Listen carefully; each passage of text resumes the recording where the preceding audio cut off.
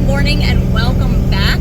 Today we are headed to Kenai to pick up concrete for our cabin foundation. So we estimated that we're going to need about 10.5 pallets of concrete for our foundation. And to be on the safe side, we decided that we are going to go with 11 pallets of concrete. Unfortunately, for the last month or so, we've been waiting for Home Depot to restock their concrete so we didn't have to go all the way to Anchorage. And they just finally restocked. They had 9 pallets of concrete in, so we decided to order all 9 pallets of concrete. We have to haul 9 pallets back. That's all they had in stock. The issue is 3 pallets weighs about 10,000. We could run 4 pallets and it would be like just maxing out our truck and trailer what we can haul.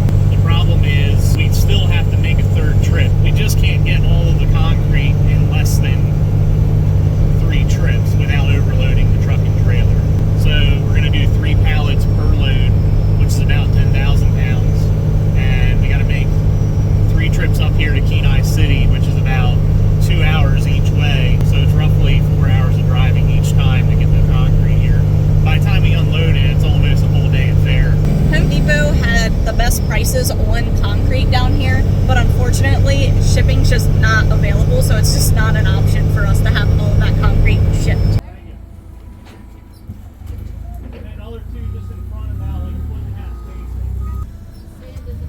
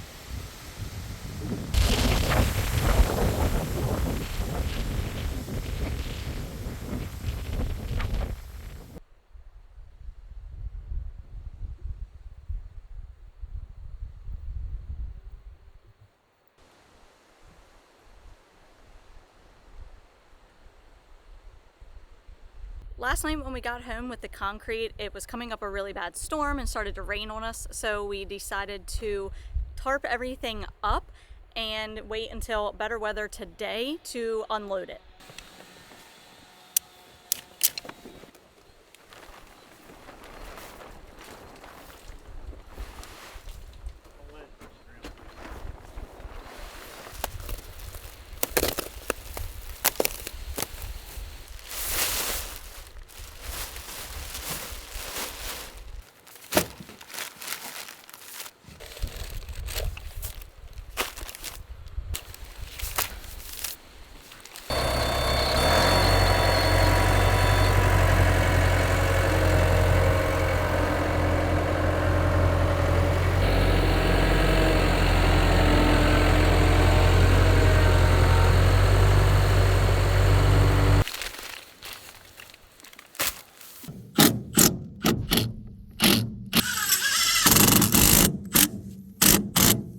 With the crazy amount of on and off rain and the weather getting worse because we're heading into winter, we are trying to get this foundation done as quickly as possible before it starts freezing.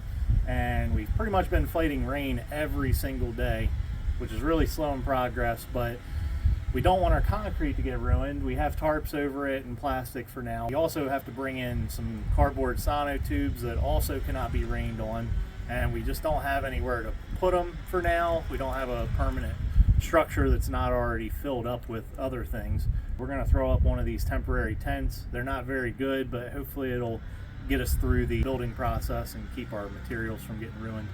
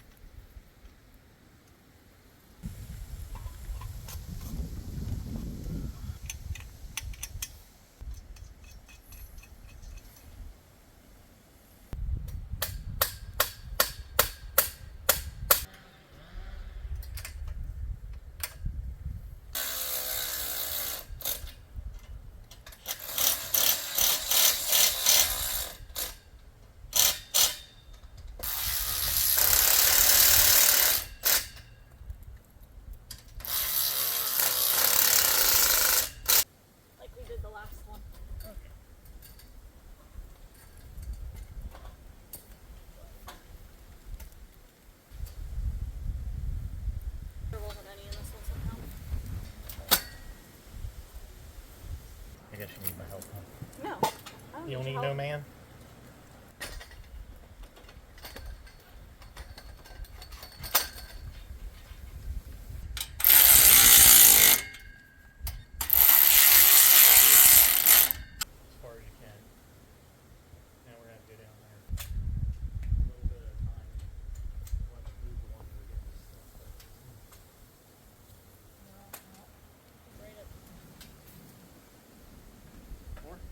I mean, it's like right at the edge if you want to.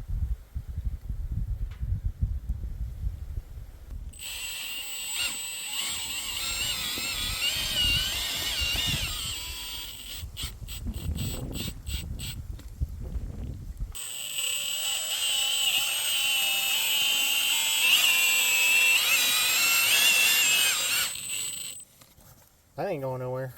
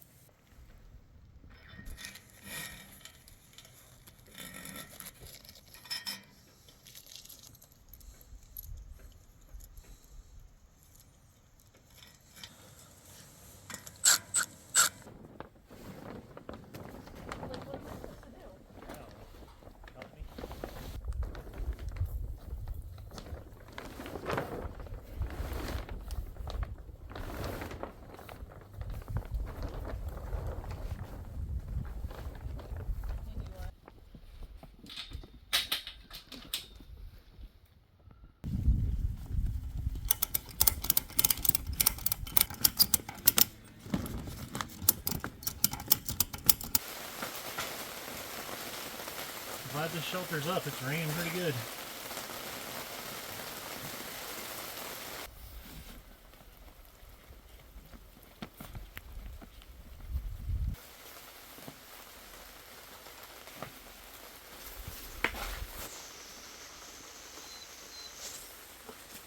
I'll just make this in the same.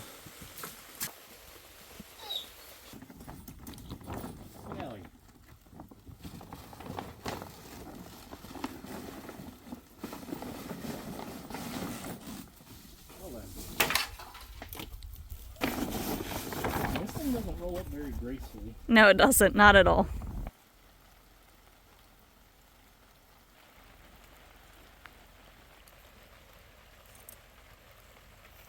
We just got back last night with our third load, so we're up to 30,000 pounds of concrete here for our foundation. We're still short about 7,000 pounds, so we're gonna have to make one more trip, except we completely bought out Home Depot and everyone else is out of stock unless if we go an 8-hour round trip to Anchorage. So we might have to do that soon if we can't find it locally.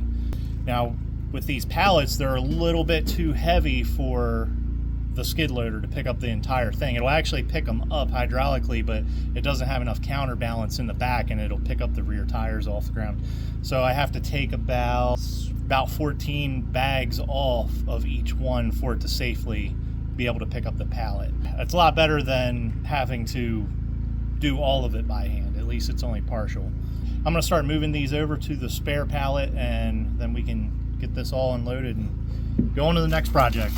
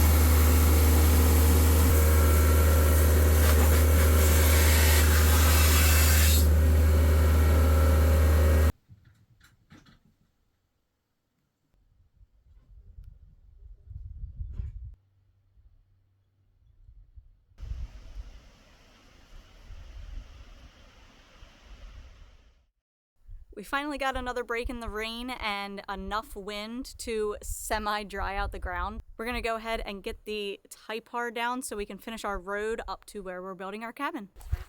Well, we'll get it to here, and then we'll start. And then we'll have to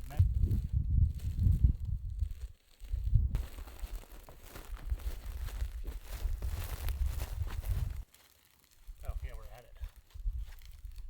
Here's the corner for the marker of our cabin, and it just turned out that this 108-foot roll stopped right where it needs to be, so that's perfect.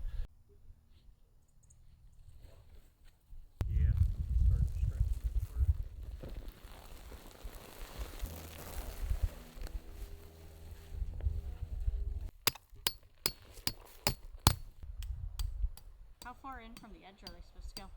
I don't even know that's there when it's under 15 inches.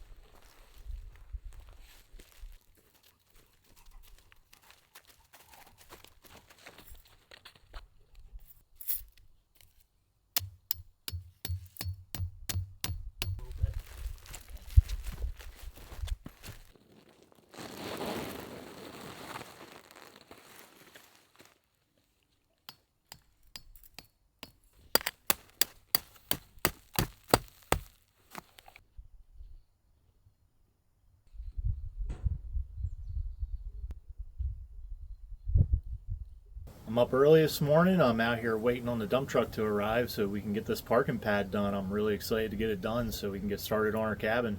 It's looking good. Hopefully the weather holds out.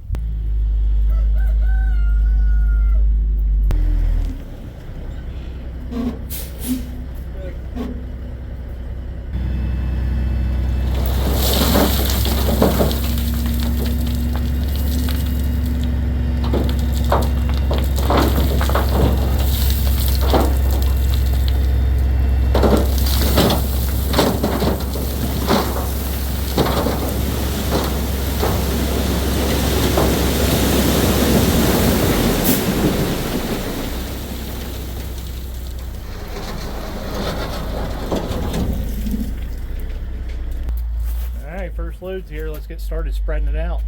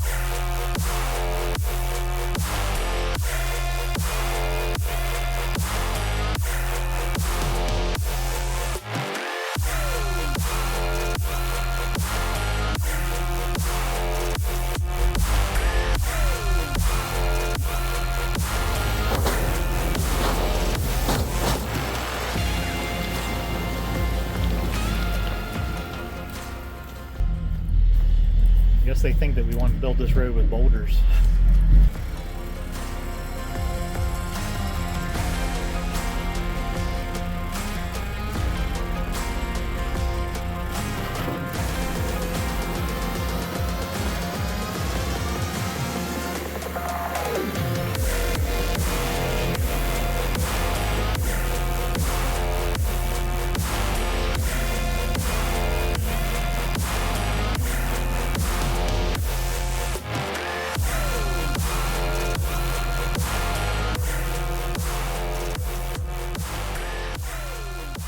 One thing that came up on the last video when we built the road was why we didn't use a vibratory compactor. The problem with that is our machine actually cannot run most of those. They require a case drain, and we do not have a case drain plumbed up on this machine. It is something that we could do in the future, but really for our road it's not necessary to use a vibratory compactor on it.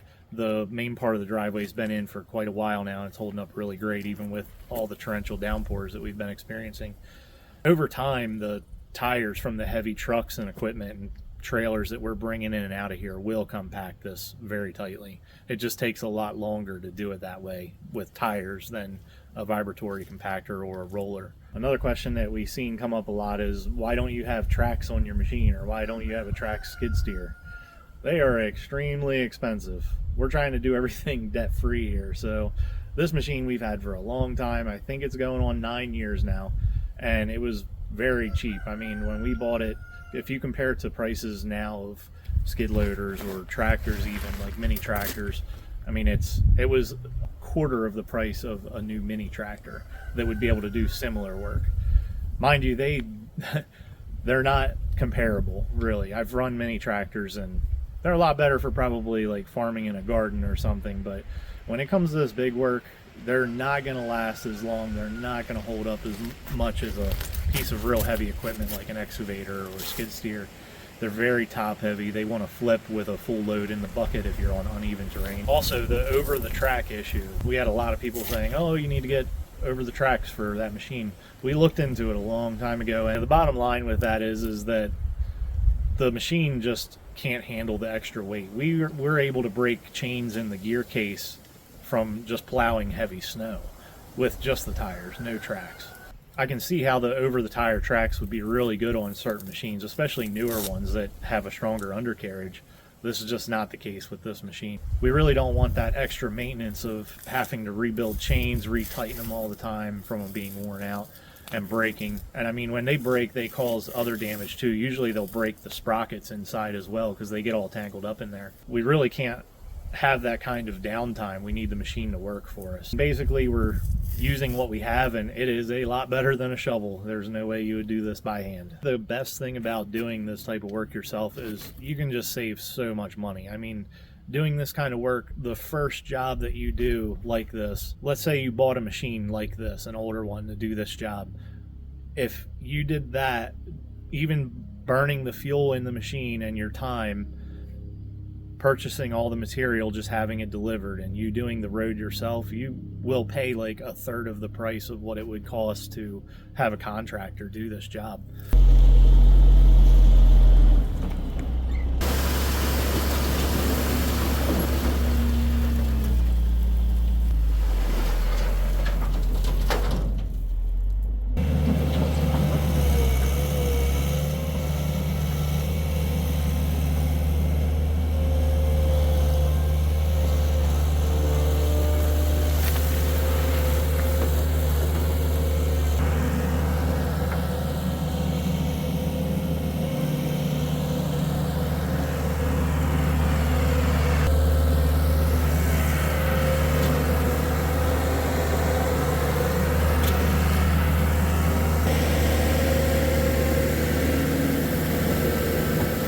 Sure, you guys can see there at the end, if I go through and I roll it all in with the tires, this machine's kind of heavy. It's close to 7,000 pounds, so when I roll it in with the tires, it actually compacts it quite a bit, maybe up to like 6 inches, sometimes maybe more. That'll help everything compact and stay in place a lot better than just not rolling it in at all. Another question that came up a bunch of times in the last road video was, why do the dump truck drivers not put on their spreader gate chains and back in and spread it out?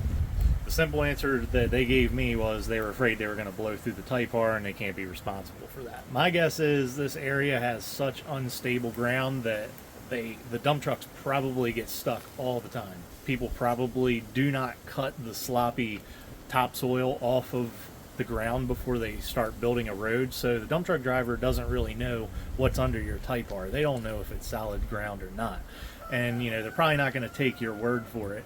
So they just play it safe, and they will just dump it right in a pile for you, and you can spread it on your own. This company that we have delivering this time, they will actually build your road, but we're not paying them to build our road. We're only paying them a delivery fee to bring it here, because it would just be insane to try and do that with like our dump trailer and truck. It can only do about a third of what a dump truck can haul. So that would be a lot of trips. Basically, it would be so much in fuel, it would almost be the same amount as just paying the dump truck driver. It would just be silly. And the amount of wear and tear on the truck would be pretty high. There's a lot of big hills between here and the quarry.